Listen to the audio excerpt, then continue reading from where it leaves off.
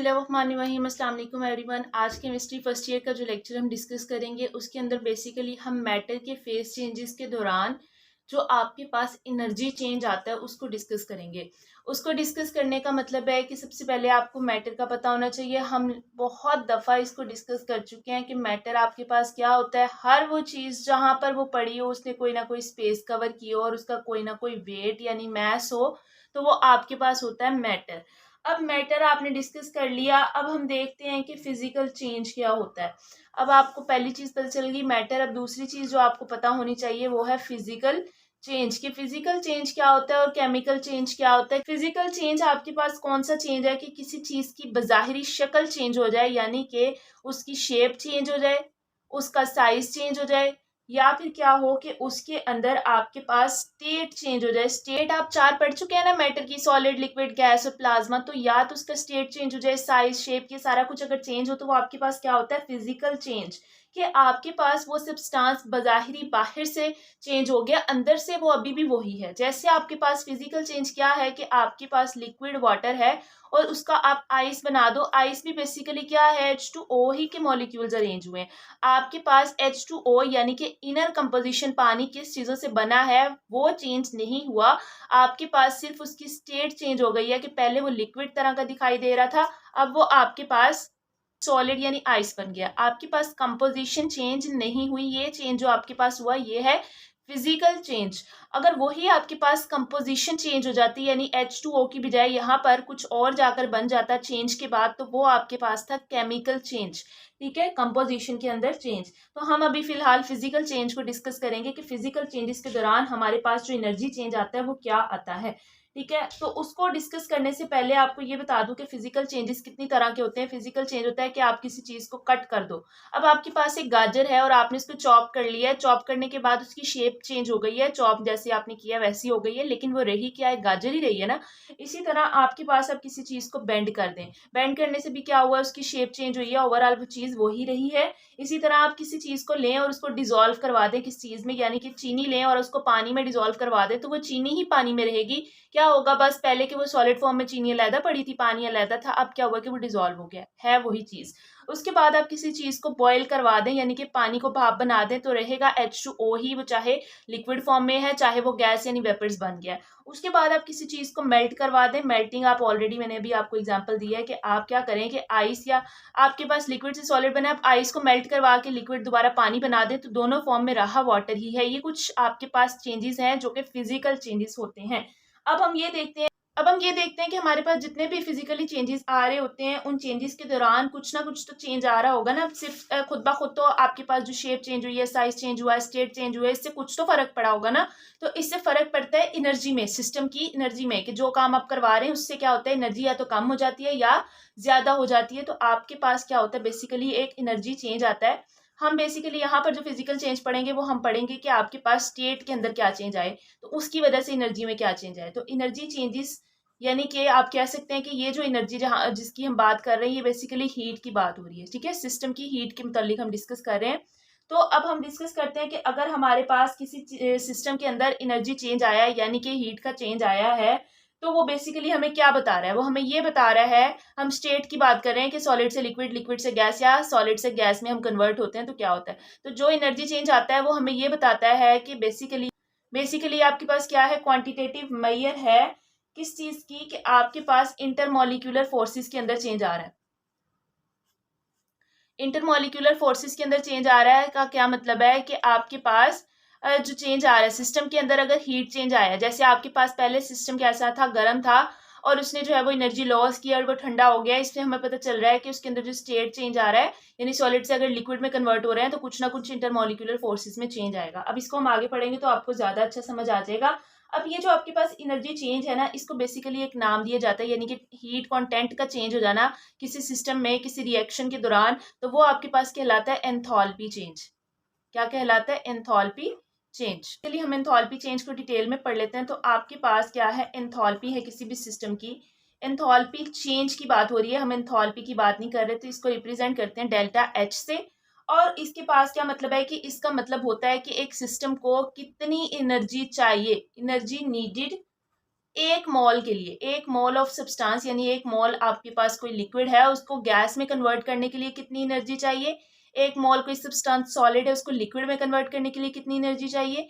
कोई लिक्विड है, उसको गैस में कन्वर्ट, और कोई सॉलिड है तो उसको गैस में कन्वर्ट करने के लिए पर मोल कितनी एनर्जी चाहिए? वो आपके पास कहलाती है एंथैल्पी चेंज, यानी डेल्टा एच, सिस्टम की इतनी एनर्जी।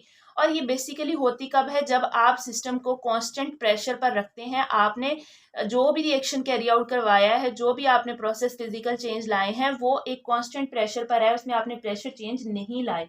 ठीक है, तो वो चाहे फिजिकल चेंज है या केमिकल चेंज है, तो उस दौरान जो भी एनर्जी इवॉल्व हो, यानी बाहर निकल जाए सिस्टम से या एब्जॉर्ब हो या सिस्टम अपने अंदर लेकर आए, वो एनर्जी चेंज आपके पास कहलाता है एंथैल्पी चेंज।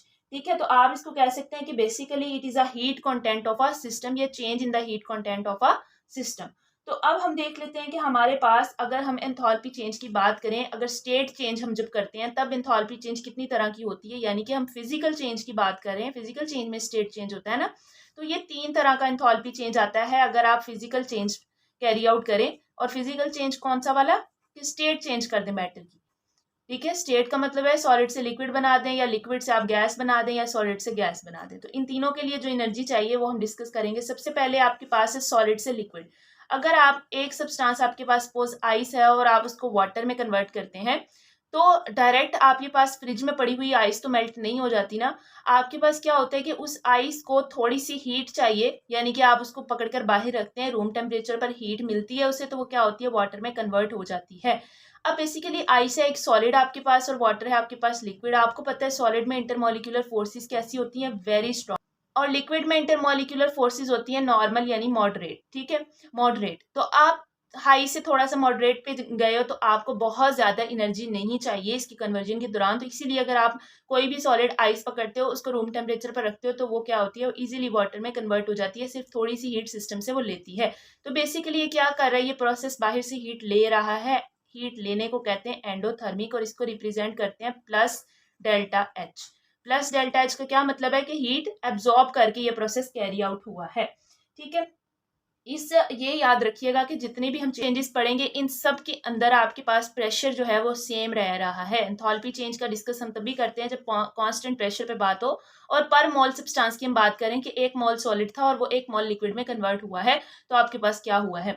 अब ये जब हुआ आपके पास, तो जो हीट ये एब्जॉर्ब हुई, एक सॉलिड को जितनी हीट चाहिए थी जिसको एब्जॉर्ब करके वो लिक्विड में कन्वर्ट हुआ है, उस हीट को डेल्टा एच एफ कह देते हैं। क्या कहते हैं? हीट ऑफ फ्यूजन, या आप कह सकते हैं मोलर हीट ऑफ फ्यूजन, क्योंकि पर मोल की बात हो रही है ना, तो क्या कह सकते हैं? Molar heat of fusion. आपने सॉलिड से लिक्विड पढ़ लिया, अब आप लिक्विड से गैस में जा रहे हैं। लिक्विड से गैस का क्या मतलब है? जो हमने भी बॉइलिंग पॉइंट वाले चैप्टर में डिस्कस, बॉइलिंग पॉइंट वाले टॉपिक में डिस्कस किया था कि आपके पास वाटर था और आपने उसको गैस वेपर्स बना दिया था, तो इस दौरान जो हीट एब्जॉर्ब होगी, वेपर, वाटर आपके पास लिक्विड और वेपर्स आपके पास क्या है? गैस। आपको पता है लिक्विड के अंदर इंटरमोलिक्यूलर फोर्सेस कैसी होती हैं? नॉन मॉडरेट सी होती हैं, जबकि गैस मॉलिक्यूल्स के अंदर intermolecular forces very very very weak होती हैं। इसका मतलब है कि काफी ज्यादा फर्क आया है इंटरमोलिक्यूलर फोर्सेस में। तो आपको जितना ज्यादा फर्क चाहिए होता है इंटरमोलिक्यूलर फोर्सेस में, उतनी ही ज्यादा आपको एनर्जी लगानी पड़ती है। एनर्जी यानी कि हीट देनी पड़ती है। तो अब आपके पास अब क्या है कि अब पानी पड़ा हुआ है बाहर, और उसको आपने क्या करना है कि भाप बनाना है। तो वो खुद ब खुद रूम टेम्परेचर पर इतनी जल्दी भाप नहीं बनेगा, उसको कई दिन या हो सकता है महीने भी लग जाए। तो आपको क्या करवाना पड़ता है? एनर्जी ज्यादा देनी पड़ती है एज कम्पेयर के आपने आइस को मेल्ट करवाना था, जैसे पीछे वाले टॉपिक में। पानी को हाईली हीट करेंगे तो वो क्या होगा? फौरन से गैस में कन्वर्ट हो जाएगा। तो जो हीट एक लिक्विड एब्जॉर्ब करेगा गैस में कन्वर्ट होने के लिए, वो हीट कहलाती है डेल्टा एच। साथ वेपोराइजेशन, ये आप पहले भी थोड़ा सा पढ़ चुके हैं, हीट ऑफ वेपोराइजेशन भी कहते हैं इसको। ये भी पॉजिटिव है क्योंकि हीट क्या हो रही है? एब्जॉर्ब हो रही है। ये प्रोसेस भी आपका क्या है? एंडोथर्मिक के हीट अंदर आ रही है।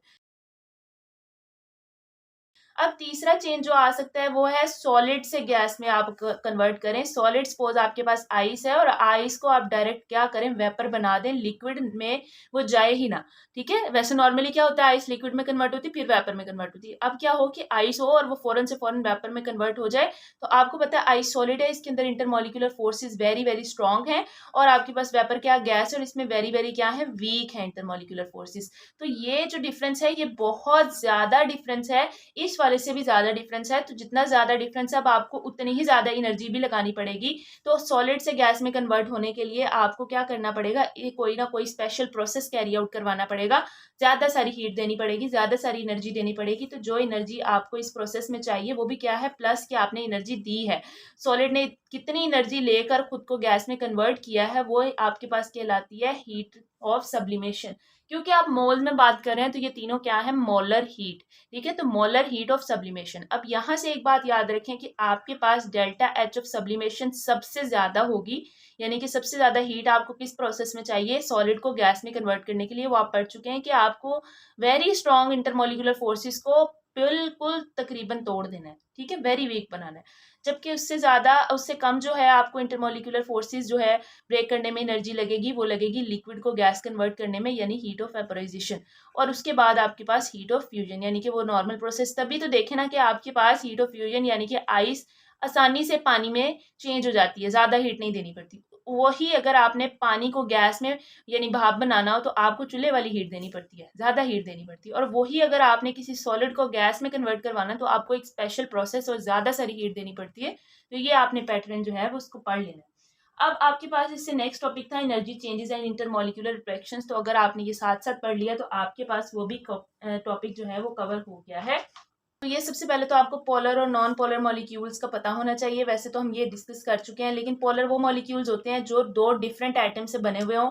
तो डिफरेंट एटम से सपोज आपके पास वाटर है तो एच की इलेक्ट्रोनेगेटिविटी और होगी और ओ की और होगी। मतलब एच की अपनी पावर होगी इलेक्ट्रॉन्स को अपनी तरफ खींचने की और ओ की अपनी पावर होगी इलेक्ट्रॉन्स को अपनी तरफ खींचने की। तो इनके दरमियान जो बॉन्ड बनेगा, ये इनके H2O के मॉलिक्यूल्स के दरमियान जो बॉन्ड बनेगा वो कैसा होगा, स्ट्रॉन्ग बॉन्ड होगा। वही अगर आप नॉन पोलर मॉलिक्यूल यानी N2 ले लें, दोनों तरफ N है, दोनों की विड्रॉइंग पावर, इलेक्ट्रॉन लेने की पावर एक जैसी है, तो इनके ऊपर क्या होगा कि इनकी जो इंटरमॉलिक्यूलर फोर्सेस होंगी वो भी स्ट्रांग होंगी, लेकिन पोलर मॉलिक्यूल से कैसी होंगी, बहुत ज्यादा वीक होंगी। तो इनके अंदर जो फोर्सेज होती हैं वो वेरी स्ट्रांग होती हैं और मुख्तलिफ तरह की होती है। जबकि नॉन पोलर मॉलिक्यूल्स के दरमियान जो फोर्सेज होती हैं आप वो पढ़ चुके हैं कि वो होती हैं लंडन डिस्पर्शन फोर्सेज। ठीक है, तो अब आपके पास क्या होता है कि हम पहले पोलर मॉलिक्यूल्स की बात करते हैं, क्योंकि इनके अंदर पार्शियल पॉजिटिव और पार्शियल नेगेटिव एंड्स होते हैं जो एक दूसरे को अट्रैक्ट कर रहे होते हैं। तो इनके दरमियान की जो बॉन्डिंग होती है वो बहुत स्ट्रांग होती है। तो इंटरमॉलिक्यूलर फोर्सेज हाई होने की वजह से आपको बहुत ज्यादा डेल्टा एच यानी कि एनर्जी देनी पड़ती है पोलर मॉलिक्यूल्स को एक स्टेट से दूसरी स्टेट में लाने के लिए। वही अगर आपके पास नॉन पोलर मॉलिक्यूल्स हैं तो इनमें इतनी ज्यादा हीट नहीं देनी पड़ती। लेकिन अगर नॉन पोलर मॉलिक्यूल्स की एक्सेप्शनल केस है कि अगर हम उसके साइज को देखें, यानी आपके पास अगर नॉन पोलर मॉलिक्यूल्स हेलोजेंस में बात करें, आपको पता है हेलोजेंस होते हैं fluorine, chlorine, bromine and iodine. ये सारे 2 की फॉर्म में प्रेजेंट होते हैं नॉर्मली, क्योंकि इनके इलेक्ट्रॉन्स को उन्होंने स्टेबल करना होता है। आपने पढ़ा हुआ है कि जो भी एटम जो है वो मोनोटॉमिक फॉर्म में प्रेजेंट नहीं होते। उनका क्या मतलब होता है कि वो मोनोटॉमिक में उनके पास इलेक्ट्रॉन या तो डेफिशिएंट है या फिर एक्सेसिव है, तो वो इसीलिए किसी के साथ मिलकर रहते हैं। तो अब आपके पास जो I2 है, आपको पता है कि फ्लोरीन के नीचे क्लोरीन होता है, नीचे ब्रोमीन और नीचे आयोडीन। तो आप डाउन द ग्रुप जब मूव करते हैं तो आपके पास साइज क्या होता है, इंक्रीज होता है, क्योंकि नंबर ऑफ इलेक्ट्रॉन इंक्रीज होने की वजह से शेल्स इंक्रीज हो रहे होते हैं आपके न्यूक्लियस के बाहर जो एटम में मौजूद होते हैं। तो आयोडीन के पास आपने पढ़ा कि क्या है कि इसका साइज इन सब में से क्या है, बड़ा साइज है। बड़ा साइज होने की वजह से इसकी जो बाहर वाली शेल है उस पर न्यूक्लियस का होल्ड क्या है, न्यूक्लियस का पकड़ाव कैसा है, कम है, क्योंकि दूर हो गया ना न्यूक्लियस से। शेल जितनी ज्यादा बढ़ती जाएंगी उतना ही ज्यादा न्यूक्लियस बेचारा जो है वो किस किस को पकड़ेगा जाके। तो क्या होगा कि उसके इलेक्ट्रॉन्स को इजीली आप छेड़ सकते हैं। इजीली छेड़ने की वजह से आप उसके अंदर पार्शियल पॉजिटिव और पार्शियल नेगेटिव एंड्स क्रिएट करके दरमियान में लंडन डिस्पर्शन फोर्सेस को बढ़ा सकते हैं। तो लंडन डिस्पर्शन फोर्सेस अब फोर्स इंटरमोलिकुलर फोर्सेस ही है ना, तो अगर वो बढ़ गई हैं तो इसका मतलब है कि आपको डेल्टा एच भी क्या एनर्जी ज्यादा देनी पड़ेगी उसको अब एक स्टेट से दूसरी स्टेट में लाने के लिए। यही केस आपके पास है अगर आप हाइड्रोकार्बन्स की बात करें। हाइड्रोकार्बन्स आपके पास वैसे तो आपकी बुक पर जो डिस्कस हुआ है ना उसमें सबसे बड़ा आपको दिखाया गया C6H14, इससे बड़े भी होते हैं, ठीक है, आपने पढ़े हुए हैं ये वैसे, मिथेन, इथेन, प्रोपेन वगैरह वाले। तो जो आपकी बुक पे ना C1 से C6 तक डिस्कस हुए हैं तो उन्होंने बताया कि C6 जो है ना उसकी सबसे ज्यादा जो है वो डेल्टा एच होती है, यानी हीट उसको चाहिए होती है अपनी स्टेट को कन्वर्ट करने के लिए। तो वो मैंने आपको बताया है कि क्यों। अब इसके पास भी आपने ये पढ़ा था कि नंबर ऑफ एटम्स या नंबर ऑफ मॉलिक्यूल्स या जितने बढ़ते जाएंगे यानी कि C6 हो गए हैं तो उतनी ही ज्यादा पॉसिबिलिटी होगी कि इर्द गिर्द वाले आपके पास जो है वो इनके साथ आकर अटैच हो जाए, उनके साथ आकर इनकी जो है वो इंटरमोलिकुलर फोर्सेस बिल्डअप हो जाए।